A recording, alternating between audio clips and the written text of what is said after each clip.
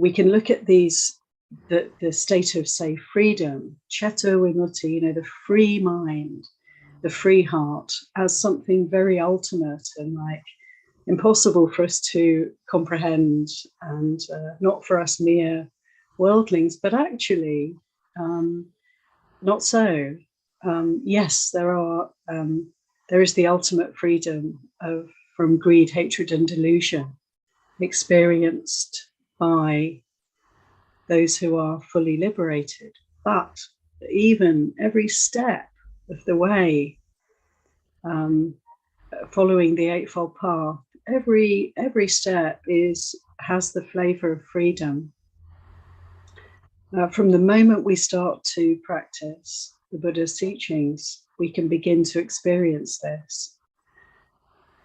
And so, let's look at how we experience freedom in terms of the state of mind, the state of heart, both internally and externally, arising and passing away in our lives, and how paying attention to the benefits, the fruits of practice actually really encourages us to continue. And it's like a celebration of how far we've come, helps us to go that little bit further and to keep applying ourselves to the path, which of course requires a lot of effort, a lot of determination, and patience. So I'd like to reference a sutta in Majjhima Nikaya, which is number 107. Ganaka Moggallana Sutta, I think it's called. It's the conversation between the Buddha and an accountant. And the accountant is explaining to the Buddha how he trains his students. And he's saying, for the study of accountancy, there are various stages that you have to go through, and you have to master one, and then you move to the next. And there's all these different steps involved. And he asks the Buddha, so can I relate your teaching to my experience? Is it the case that in your teaching of the path of practice, how to be free from suffering, are there steps and stages that I can apply so that I can gradually become adept in your training? And the Buddha says, yes, indeed, there are. And to suit the mind of this gentleman who's speaking to him, he gives the teaching in such a way that we can see one way of looking at the path is as a graduated teaching. And this isn't the only sutta where the Buddha speaks in this way. And so he enumerates these various steps. And the first is sila. So I'd like to talk a little bit about that, because this is the foundation of our practice. And having just had the opportunity to take bhikkhuni precepts on, I'm really appreciating how powerful, how valuable, and how supportive it is to again and again consider the teachings of the Buddha on virtue, how to live a good life, how to refine our behavior, our speech, and even our minds, our thinking, to help us to experience the fruits of spiritual practice. And so the Buddha starts with sila, and in the context of this talk on freedom, we can notice when we keep the precepts when we try to keep the precepts, when we notice falling short and kind of learn from our mistakes and keep working on how to live a truly harmless life,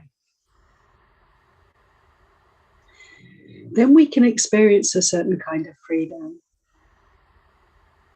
And this is freedom from remorse, freedom from agitation, freedom from guilt, freedom from regret. And so right here at the beginning, well, not just the beginning, it's really the whole of the path, but this first stage, this first important opportunity for practice, practicing virtue, immediately gives us certain amazing freedoms. And in order to practice meditation at all, we do need a mind that's, to some extent, free from regret, free from remorse, guilt, recrimination, self-loathing, lack of self-esteem, these results of harmful behaviors.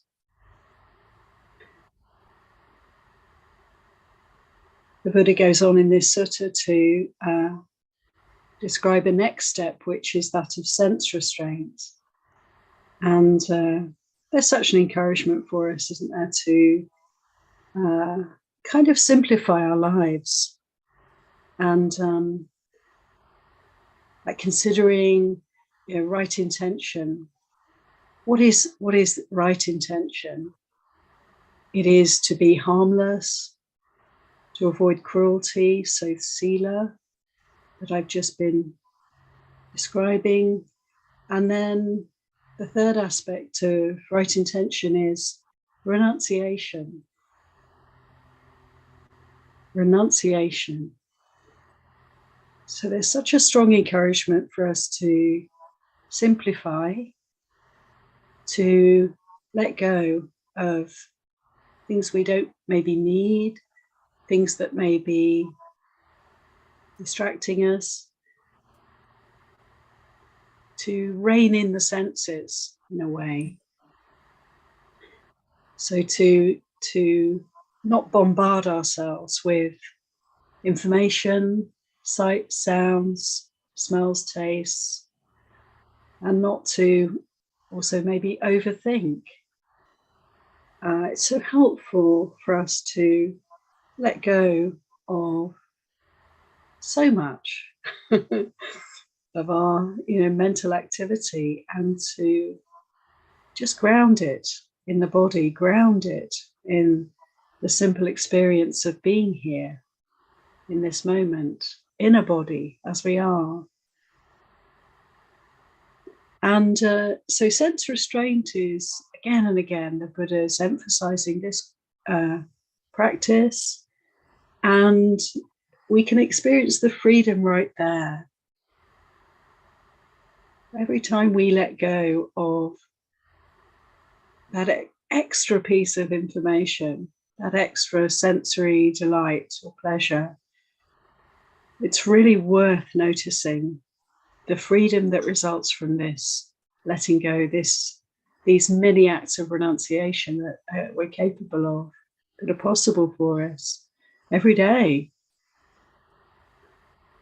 So rather than reaching for the thing that we want, the thing that we desire, just to instead notice the energy of wanting, the impulse to get, the sort of longing for, and just to pause and observe that, feeling that energy, and be willing to consider letting go.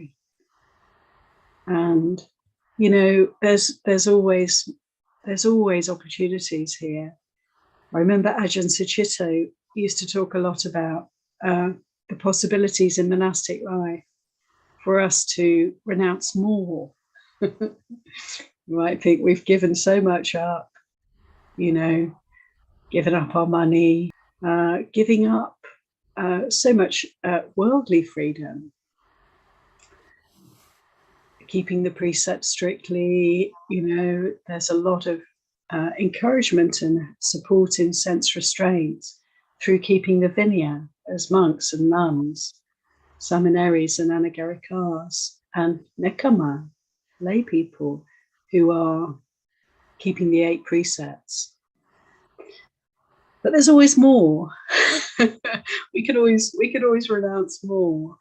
And so finding ways to do so, it can be really enlivening in the monastic life as well as in lay life, where the opportunities are endless to just give up this or that impulse, wish, desire. And it's really valuable to do this and to notice the benefit, which is this sense of freedom that comes when I'm able to not follow my desires and just to be with that wanting feeling, that reaching out feeling, that sense of lack, something I need in order to fill up a hole in me. When we can just be with that, what do we notice? Well, we notice that the impulse has a life. It comes up, it lasts for a while, and then it disappears. It fades away, and ultimately it ceases. And in that cessation, there is bliss. So we can direct our attention to noticing this taste of freedom that we can experience every time we're willing to pause before fulfilling our desires, and even to just let those desires fade away without acting on them. Ah, what a relief. We realize I don't actually need this or that. I never needed it. I just thought I did. Oh, that's real freedom. The freedom of letting go. So back to the sutta, the next steps of the training that the Buddha describes to this accountant, Ganaka Moggallana, are the willingness to work with our eating and to work with our sleeping. So to kind of find the right balance, find the right measure of food and of rest, sleep. And we can really experience, especially on retreats and especially perhaps in monastic life, how important this is for the monks and nuns, seminaries, anagarikas, nekamas, to take just the right amount of food for our meal, and not to overdo and also not to underdo, but to learn how to nourish the body, and just let food be our fuel for practice. And also with sleep, to be willing to experiment and find out just how much we can manage to be wakeful, how many hours we can spend in wakefulness, and always to restrain or refrain or be careful not to indulge in more sleep than we need, more food than we need. And so this is a life training, and it's not easy to get it right, for sure. So it's always a work in progress for most of us. And this is a dynamic process. It's like there's no blame or shame in it. It's simply, can I just gauge every day, how's it going? in terms of my eating and in terms of sleeping and the relationship with these things. And this is all, of course, to promote wakefulness. And again, the taste of freedom can be right there, because if we can refine these aspects of our lives, we can free ourselves up so much. And seeing the desire, for instance, for food and working skillfully with that, so that we get what we need, but we don't overstep. When we overeat, of course, we know we become drowsy, sleepy, unhealthy in different ways. And it's a source of freedom for us to get a handle on these aspects of our lives, and then to really appreciate the results of that. The energy that comes from a good diet and avoiding oversleeping, getting the rest that we need. So these are ways to pay attention and really help ourselves. And it's like treating this body as the temple. This is the place. This is the place we dwell in for our practice. So to really respect and honor and treat with great kindness and care this temple, this body.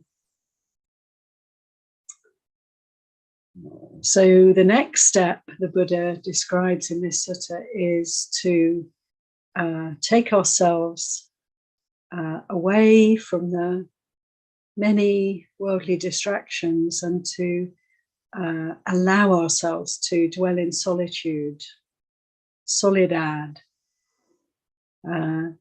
This doesn't necessarily mean that we have to be on retreat, or we have to go into a monastery even, although that can be very helpful for us.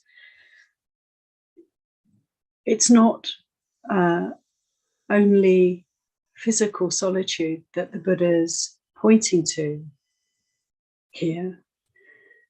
He's pointing to solitude within ourselves, the ability to let go of distractions. And just again, as in the meditation, it's like we can bring the world with us. We can carry the world along with us every moment, if we're not able to practice viveka, the Pali word for solitude. So there's a strong encouragement from the Buddha again and again to develop this quality. And what does it mean? I think it means to be willing to just put things aside, put the world aside, let go of all the extraneous activity again and again, to come back to the simplicity of this mind, this heart. And we do ourselves a huge favor when we give ourselves the gift of solitude. Allow ourselves to just let things go, let things be. This is not a spiritual bypass I'm talking about. This is not to turn away from the world and not care about all the huge happenings of our time. It's not to ignore what's going on in the world around us, but we can certainly take great care in how we receive information and how we work with it. And so there's a lot there to explore. And just to be brief, I would say that we can take great care not to overwhelm ourselves, and to take in as much as we can usefully work with, usefully be present with, And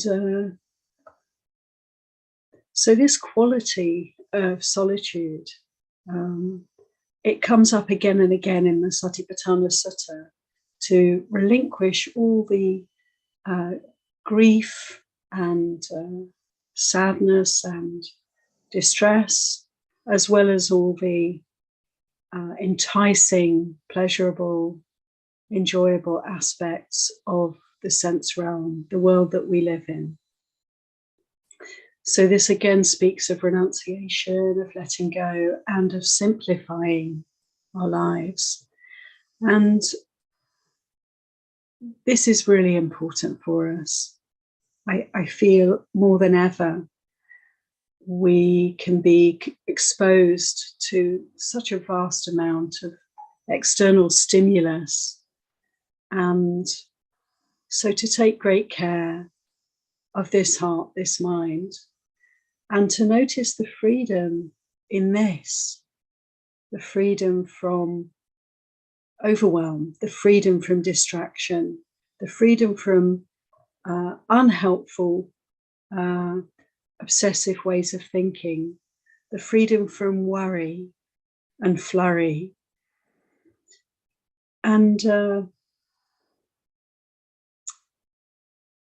again, it's a work in progress. I think we all have to decide how much we can afford to receive and take in from the world around us, and how much we need to step back and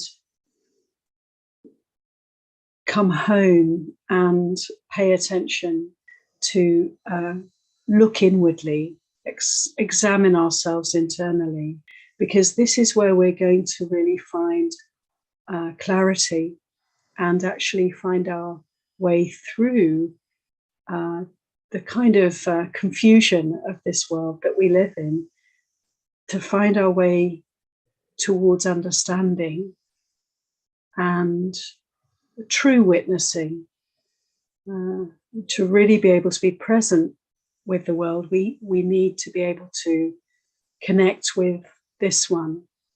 And so this quality of solitude is an encouragement to, again, get the balance right, and to free ourselves up from many needless pathways, to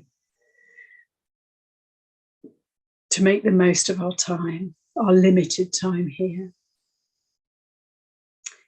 So in the sutta, coming back to the sutta, the next level, the next important step in the practice is to work with the hindrances.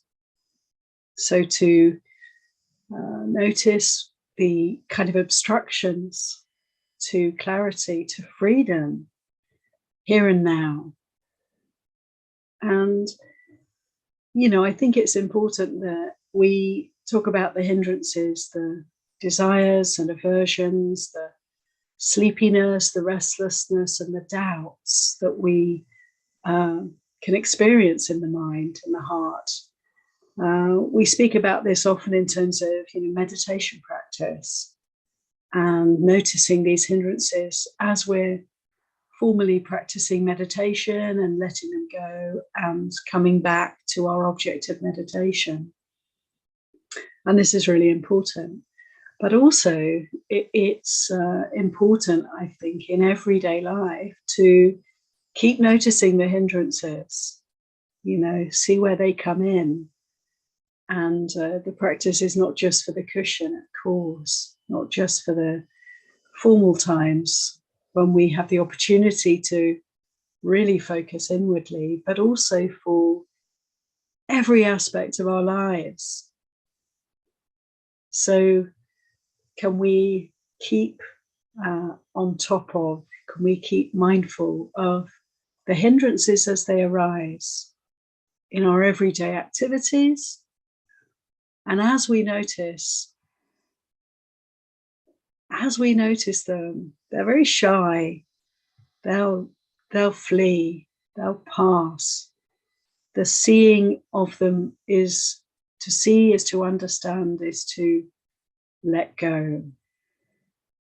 And so we can keep working with the hindrances and notice the freedom when they're not present.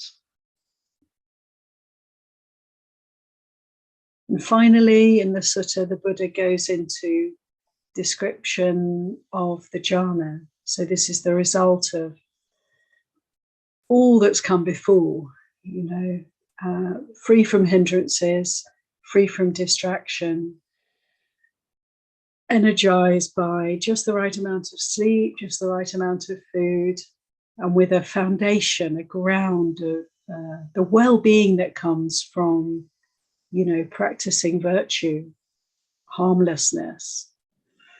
Then the result of these steps is to culminates in the mind that is free from the hindrances. And from there, the Buddha describes the jhana, the focused mind, the concentrated mind, and all the way up to freedom from all obstacles, all defilements. That is the Citta Vimutti, the freed mind of the Arahant. So to notice freedom, we can really, start to bring this into everyday, every moment experience. You could say simply, we're either free or we're not. And if we make this quality of vimutti like an object of attention, then we can really practice very deeply, because every time we direct our minds to the concept, the question, the quality of freedom, we can see right then and there, is it present or is it not? And as we see the presence or absence of freedom, we can then discern immediately, what is it that's tying me down? What is it that's in the way of a mind that's free? What is it that is distracting the mind? What is it that is hindering freedom? And so I would invite everybody here to let this be a consideration for this time, and notice all the different kind of flavors of freedom that can be experienced in the course of a day, in the course of an hour, in each moment. So many flavors, the freedom from remorse that we can experience through doing our best to live harmlessly, keeping the 5 precepts, or the 8, or the 10, or the 311, or the 227, for the bhikkhus and the bhikkhuni precepts. We can really use these precepts to enable freedom. And so noticing the freedom of the goodness of our lives, how much benefit there is, and we can sometimes neglect to notice that. So this is a time to really celebrate that and let it grow. I'm aware that for most of us, we benefit from noticing the goodness and noticing the positive qualities that come from our practice, because it's so easy to dwell in the negatives. We have this negative bias kind of wired into our systems. So it's really helpful to work kind of against that, to bring in the positives and to celebrate them. And the Buddha encouraged us to do this again and again. And so often when people were experiencing the dying process, he would encourage them to dwell on the goodness that's happened, that's been done, rather. Dwell on the good qualities that have been developed in this lifetime and make much of them. So we can notice the freedom of being free from remorse, free from regret. As we keep the precepts, we can notice the freedom from overwhelm and distraction and the scattered mind as we are willing to work with the sense doors and not to over indulge in the sense realm, but to simplify our lives. The freedom of that, the freedom of renunciation. We can notice the freedom from overindulgence in food and in sleep, the energy and the clarity that these give us, this getting this balance right can provide for us. The freedom of that. The freedom of solitude when we're willing to put aside the world, at least for some time as we meditate, but almost always really to develop a mind that is kind of independent, that is like an island, that isn't caught up in the grief and the pull, the pleasures, the push and pull of the world. The freedom of that is a freedom that is really worth cultivating, noticing and allowing to grow. And then the freedom as we practice over years with these hindrances, these obstacles to meditation, working with the sense desire, working with aversion in all its forms, working with sleepiness and with restlessness and the mind that goes in and out of doubt, just the willingness to keep working with these hindrances and noticing when they're not present. The wonderful freedom we can experience in this way. The Buddha described sleepiness and dullness of the mind as like being in prison. And we can see how when it's not present, when the mind is alert and awake, it is like being released from prison, being a free person. He described the hindrance of desire as like a debt. It's like we're in debt, the heaviness and the burden of that. And we can notice when we're free from desire that it's just like being suddenly released from the debt. Oh, what a relief. He likened the hindrance of ill will as like being a sick person, diseased. And to be free from the hindrance of ill will, hatred, irritability, all its forms, all the forms of aversion. To be free from those is like to be well again, to be cured from the disease.